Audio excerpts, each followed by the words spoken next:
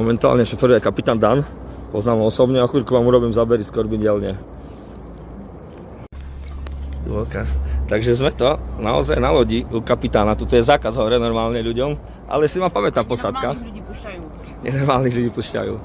Takže takto som si ja tu žil, jak lodník, to bola krása. Tak ja preč? Počkaj, nech nevidno, že podvádza, počkaj. Takže takto som tu, kapitán mi to dal môj starý do rúk, takto som si to jazdil niekedy. Takto to bolo, ľudia. Aby ste mi už verili konečne. Sa páči. Ináč s týmto sa to kormidluje. Pane kapitáne, poď si to zobrať, nech to zasede. A vlastne takto vyzerá joystick. A tu je to motor. A tohle je dokormidlovacie zariadenie, to je vpredu, vysielačky. Takže tuto je náš normálne zákaz vstupu. A takto som si vyšiel vonku z kormidielne a takto sme vozili ľudí. To bola presne moja práca, som musel takto zaviazať lano.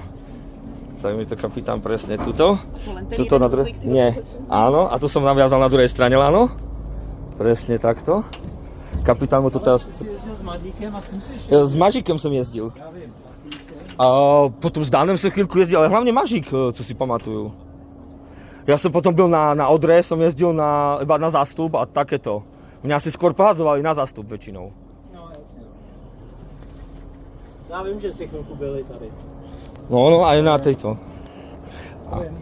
A to bolo Watch Your Step, to bolo prvé,